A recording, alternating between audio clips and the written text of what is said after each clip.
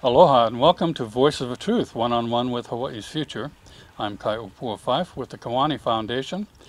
Pleased to be here today with Sheryl Iona. And Sheryl, thank you very much for spending time with us, being with us. For having me. We're kind of following up on some of our discussions we had just recently with Auntie Pele and Earl Louis down at Punalu. And one of the areas that we didn't cover quite as much as we want to is the Kukulu Kumu Hana summer classes, or how do you refer to them down there? We call it Kukulu Kumu Hana o Ka'u. Mm-hmm. And so these have been going on for quite a while, and I know that you were heavily involved this past year, but if you could kind of give us some background, back from when Keolalani started and what came forward, what kind of children participate, that kind of thing, what the programs are like. We're going to be dropping in some images from the past kukulus, and so people will be able to see the kids in action and so forth. But if you could kind of give us a little background on how this stuff got started, and so from what you know about it. Okay. My cousin Keola Hanoa had started this, I think, 16 or 17 years ago. Mm-hmm. And she, along with a group of some other people, one of them being Kukahakalau, had this vision of taking the children and everybody bringing together and bringing in their mana'o for these children in different areas. Mm-hmm. So they started off on a very, very low scale, and Keola brought kids down to Punalu to live on the beach and kept them for X amount, maybe a few weeks or so. Just Olelo talked to them about learning who they are, how their connection is to the Aina, Mm-hmm. Their strengths. And Ku at the same time took her people to YPO. And from there, things have grown and blossomed. And so now... Oh, so it was kind of a multi-track thing. Yes, yes. And so we have kukulus we have one in Maui, we have another one down in Puna.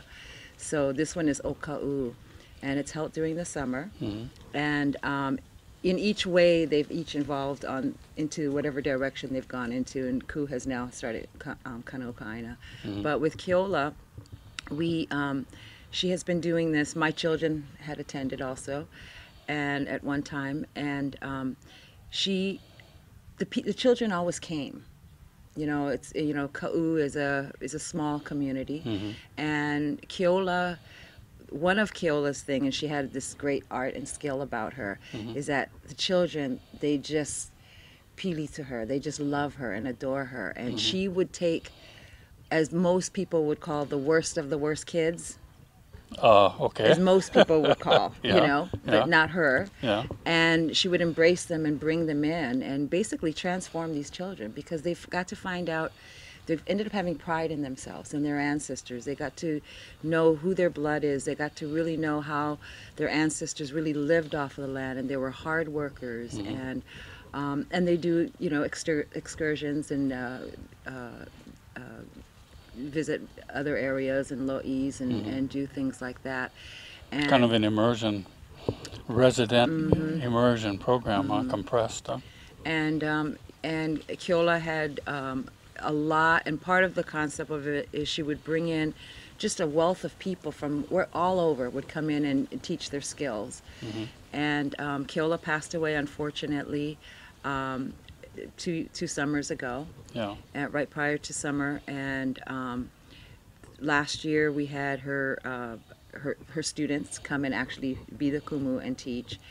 So And the ones who participated before, when they were there as their haumana, like kind of like student leaders, yeah, student staff. and we brought back all the old kids, sort of embrace this this thing to just keep that torch going. Yeah. Keola started it, Mm-hmm. and she was good at that, and we need to continue what she started.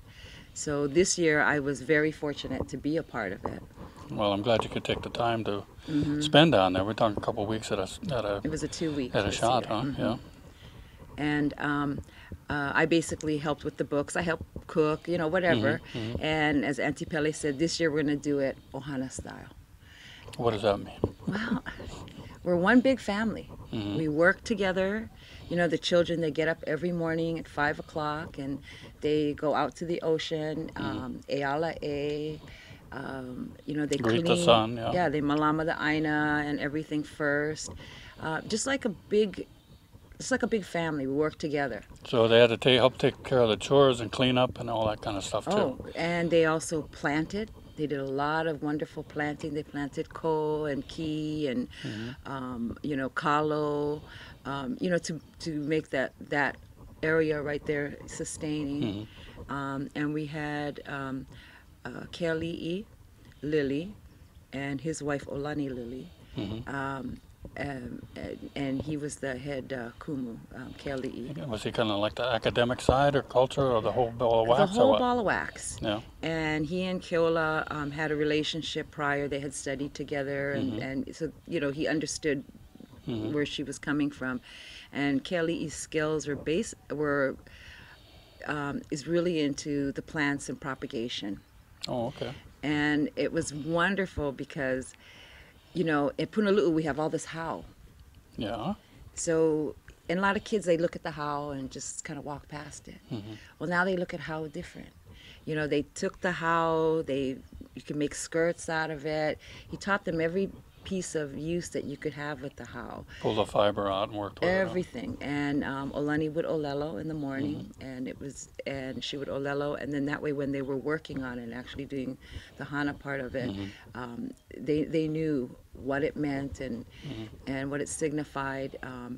They holo down to the beach every day and fish, make their own. You know, they basically made their own. They every night we even did studies.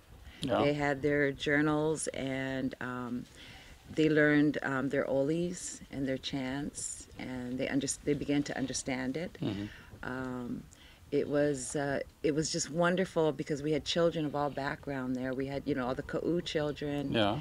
We had, you know, some children whose roots are from Punalu, but unable to live in Punalu at this time. So Expatriates went someplace else, huh? So get them connected. We even had some children who had, you know, from the Hilo side that had never experienced Ka'u and just had this desire to experience it. We had some foster children from the Boys and Girls Home. So we had a nice mixture, and they got to ho'opono at times, because you know how children are, and the ages ranged from 5 to, I think we went up to 16 this year. Oh my goodness, that's quite a span. How many kids were here last summer? How many participated? You know. We had altogether, we probably had around 22 or 23 children. Some had to leave a little early, and some came, and it just sort of evolved into what it evolved to. The children just came, and we don't say no. We just say come, you know. Well, yeah, I was wondering, you mentioned, well, getting back to Keolalani before we move too far away from that, you mentioned that the kids really pili to her, and she was not a pushover. So, I mean, a lot of times the kids will go to someone who's kind of like a soft touch, you know. They know they can get away with stuff, and so they kind of pili up to them. That wasn't Keola, was it? That was not Keola. And the wonderful thing about it was Keola would never take an excuse. You know, you weren't allowed to have excuses. Well, I can't because this, or I can't because of that. She'd never fall for it. Didn't want to hear it, huh? She didn't want to hear it. She always pulled out that strength in you.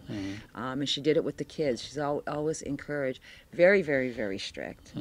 She had these eyes, and they were in the back of her head. They were in all directions, you know. They couldn't get away with anything. And yet she was a child herself. Yeah. You know, even growing up with her as a child, she was kolohe and fun. And Yeah.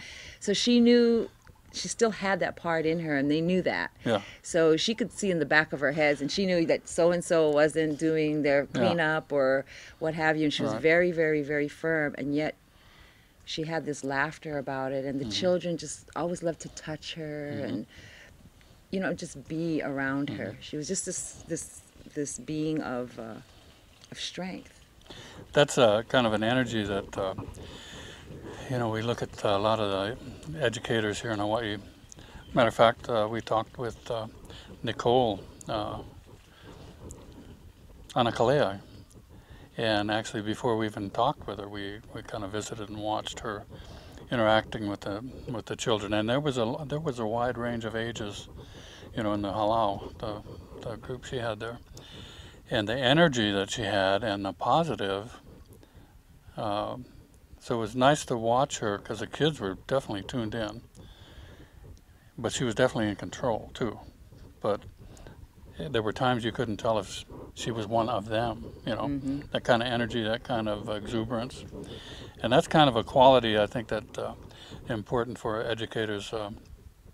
You can think of the old school teacher kind with the strict disciplinarians, and no interaction between the kids. It's totally the opposite of what we're seeing with the young educators today. It seems like, boy, they're right in the midst, but they're in charge. There's no question about who's in control. I think it even goes to an extent beyond that. Mm-hmm. And, people always talk about the word aloha. Yeah. What does it mean? Keola there was that aloha, that connection with the children. I mean, heart to heart. Mm-hmm. She truly cared, and she truly looked at each child as who they were. Mm-hmm. And they knew that. And they knew that she loved them no matter what. Mm-hmm. And they knew there were parameters, and children need parameters. Mm-hmm. And that's going back to that ohana thing that we talk about. Mm-hmm. There's no favoritism. What's for one is for all. Yeah. And the children learn that. They learn how important it is to have ohana, to have generations above you. The kupuna, there was Antipele at the top, and then the makuas behind that, and the kumus. They learn the different levels, and they learn to respect the kumu, and they learn to take what is given to them. And I think tied in with that is knowing that they had responsibilities. There were expectations, and they were going to meet them. Yes. They had responsibilities, and they were going to carry them out. And what happens in the end is the children felt good about themselves. Sure. They're going to take that with them. Mm-hmm. Pride. Mm-hmm. Yeah. Pride in themselves, where they came from. Keola was quite a warrior in a lot of other areas too. I mean, native rights issues, environmental issues, and so forth. And I guess wrapped up in all of this educational process is instilling in the younger people those same kind of commitments. I didn't realize that they were actually all kind of linked together, because I know the first time I heard Kukulu Kumu Hana was from a fellow in Molokai that I was real close to, Moki Kim, Uncle Moki Kim on Molokai. We interacted with him in the Native Hawaiian Education Council for years, and he was totally into the children, and seemed like a lot of his kids, they were from the island, from the community, but a lot of them were the ones that other people couldn't handle too well. And I'm not going to use the term at risk, but ones that had problems fitting in other places. And he took them down out on the Aina. They learned how to farm, they learned how to fish, learned tradition, learned the language, and so forth. But it wasn't by sitting in a classroom, and it wasn't by reading out of a book or being lectured to. It was by doing things. So they were out there actually doing stuff. And I guess that's a similar way that things were done. Yeah, one of the... Punalu, huh?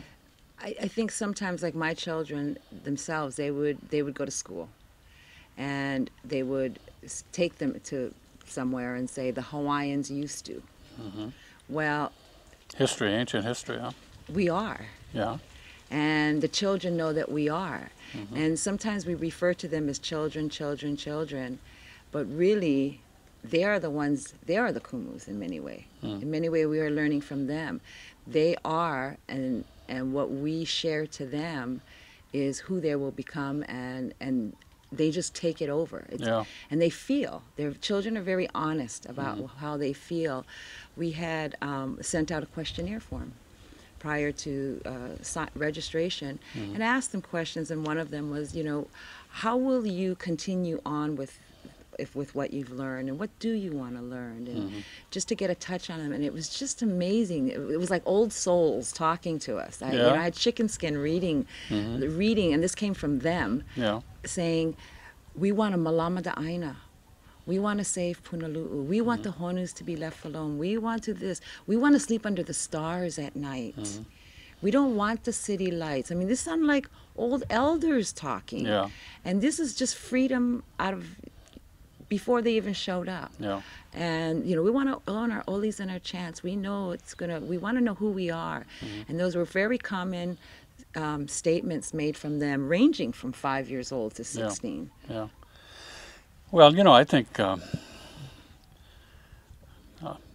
they are old souls. I think we're all old souls. Some are better, more in touch with that old part than a lot of others. But yeah, you were mentioning the way kids pick things up, but I think they already have a lot of it in them. You know, on Kauai we had some nice multi-generational workshops.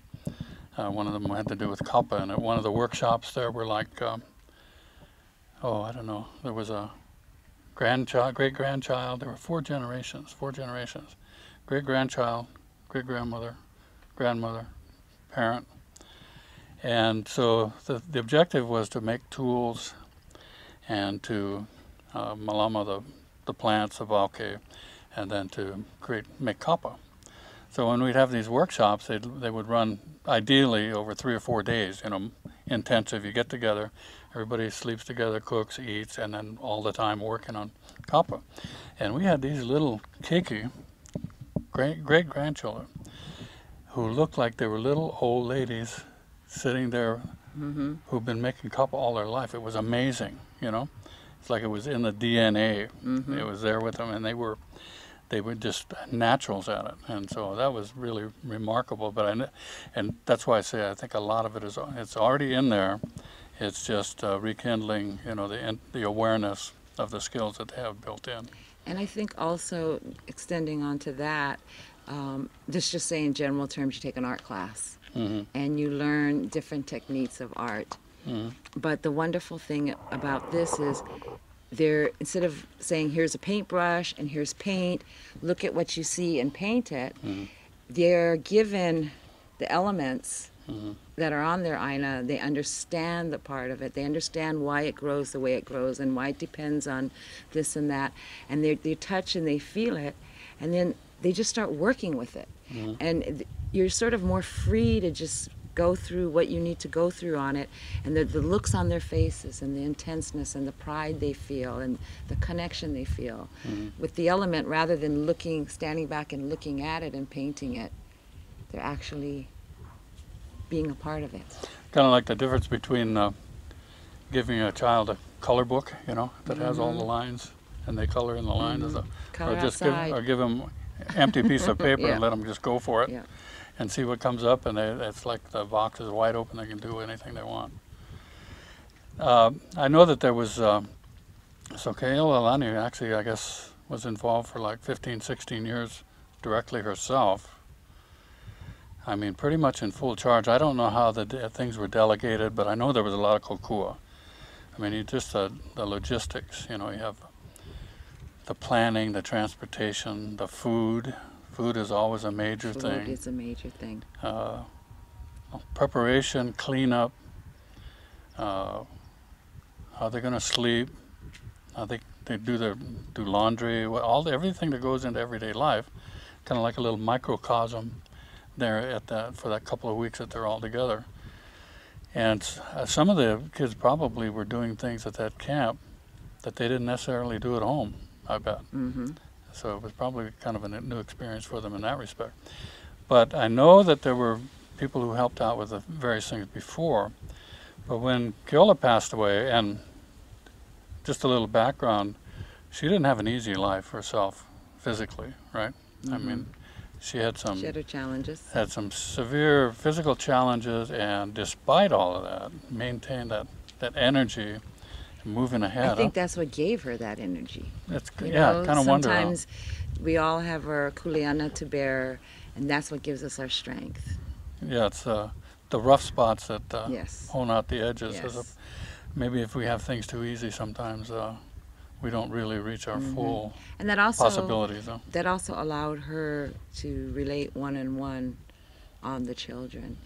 And you know, I wish I could stand here and sit here and say mahalo and name everyone that has participated to make it what it is. And from the past, because it's evolved into what it has evolved, and we'll just continue doing it. We were very fortunate. We have people in the community. What we did in the past is everybody just koku'd. You know, if you had food, whatever, you just gave it, you know, and it was that's part of that ohana thing, and you just give. And we've been very fortunate. We've had some people who have given money, you know, just whatever they can to help because they believed in it or their children were in it or what have you. We've had very fortunate the Queen Liliuokalani Center, and you know, it's kind of neat. Our children realize that they're from the Queen, you know, they're part of that. She's their ohana, beneficiaries, and she has supplied the food for us, and that's been wonderful. Our children eat healthy, you know, where it's malama kokino. They all have to eat salad. You are served your dish. Oh yeah, nobody. You can just sit there at the table for half an hour. Yeah, got to eat your salad. I mean, you know, the children know the rules, and you are served it, you know, and it's not. I don't eat that. Yeah. You eat Not it. acceptable. You eat what you get. Yes. Yeah. And we tried to, you know, base it around healthiness. Like this year, we did a lot of fruits, a lot of water instead of juices. You know, they got juice when it was a treat. Yeah. And they ended up reaching for the natural foods and things to munch on, because taking care of your body is very important on how you feel. And then this year we were very, very, very fortunate. Bob Jacobson the county had given us some money, and the prosecutor's attorney's office from their division had given us some money, and that's the first time that the county or the public has given us money. There's been a lot of controversy about it. People are saying, well, you know, why did you get the money? Why didn't you get the money? And, you know, it's really not about us. It's about these children. And if you look at some other areas, like in Maui, when I lived in Maui, if there's 500 children that need care during the summer, they gave it to you. You know, here on this island, what happens is the county only gives you, they have slots for 50 children, let's say, and that's it. After that, where do all our other children go? Right. And it's not fair to have some have and some don't. So I think it's awesome now to see the county participate as that being part of their kuleana to take care of these children. And if we don't get it, that's okay. We'll pull it out of our pockets. Anyway. We make it happen. People make things happen. It's not all about getting the money. But we're very, and I mahalo them, and I mahalo the county and the people, and it's about time that they gave, because you know Keola and her family have basically supplied everything. Supported everything, the facility, everything. So. Yeah, because you know the situation is the children who have the greatest need are usually coming from the situations that have the fewest assets to meet those. So it winds up those who have it share it. Those that don't have it can still benefit. But how do the kids, how are they invited, or how do they register, or how are they selected, or is it a formal thing, or is it informal, or what? In the past, because we basically Keola and her family and whoever was around that contributed, and Ka'u being what it is, the children just came. I mean, the people, it's a community-based thing, they too. Just showed up, huh? The people, so everybody in the community knew about it. And all you had to say was, I want to go. And it was come. You were part. Yeah, well, you know, you always end up with enough food. You always end up, one person can squeeze over a little more, and another person can sleep there, you know, and another person can help this person out. And for some reason you always end up with enough. So that's what we've always done.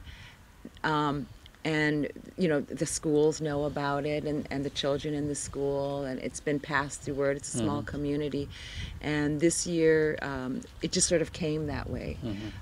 We've never really advertised it because the community knew about it, and now that it has county funding, and you know, should it have county funding next year, we're going to have a meeting, and we're going to look at another way to also open this up to kids who don't know about it, you know, because we welcome more and more, you know, and it's wonderful that we're doing this, so children out in Ka'u and other parts of the island understand that there is a Kukulu Kumu Hana o Ka'u in their backyard, and there are some located around this island and on various islands too. Well, it takes resources, it takes money to do these things. Sometimes actually getting the money creates problems in and of itself, but I hope that Kukulu and Punalu can continue, get beyond this, and I think it's hopefully the community can become aware of what the benefits are. I mean, especially if these are going on in all the different communities too. People need to step up if there's some issues people have. They need to get involved, talk them over, maybe participate a little bit themselves, get in, roll up their sleeves, kokua themselves. We welcome they want their children involved, be down there with them, you know, help support. It's a beautiful place. We were fortunate that we could spend a day and a night down there just as part of this trip. And you talk about sleeping under the stars, nothing like it, I'll tell you. It's beautiful. It's one of the last places we could around. shower under the stars too. Yes. Because I guess one of the past groups actually built that little pohaku shower stall. But at any rate, Sheryl, thank you very much for sharing this mana'o.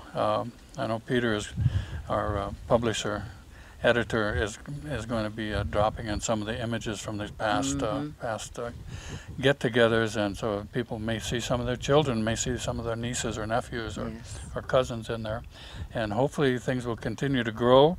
Keolalani kind of set the pattern, got it moving. Now we have other young people taking over, and the great thing is some of the student graduates coming back are helping out, and that's the way it's supposed to be. So you perpetuate it. Kukulu Kumu Hana Punalu. Mahalo, Sheryl. Thank you so much. Mahalo. And thank everybody out there for paying attention. Hope that you have your communities doing similar things. If you think you'd like to duplicate this process, just start making it happen. Get up and make it happen. Kaupua Fife for the Kiwani Foundation, saying thank you from Voices of Truth, one-on-one with Hawaii's future. Mahalo, ahui ho. Ahui ho.